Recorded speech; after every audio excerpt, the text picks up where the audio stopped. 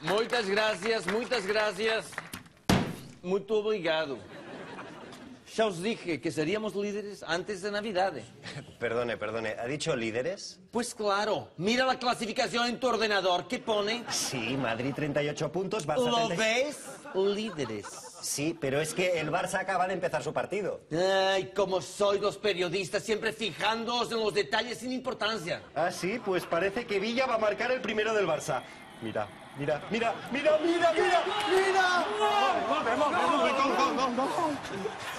I ara què? Mourinho? I ara què dius? Qui és el líder? Seguro que es un gol ilegal. Está clarísimo que hay un reglamento para mí y un reglamento para el resto. Hay entrenadores que pueden simular una agresión y hay otros que no. ¿Se refiere a Guardiola?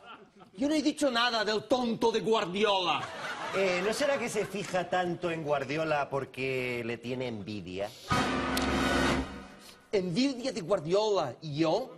Mira, lo que pasa es que los periodistas no entendéis nada de nada. Lo voy a contar con una metáfora. Si tú vas a cazar y no tienes perro, tienes que salir con un gato. Otra vez la metáfora del perro y el gato. Y si no tienes ni perro ni gato, ¿sabéis con qué hay que salir?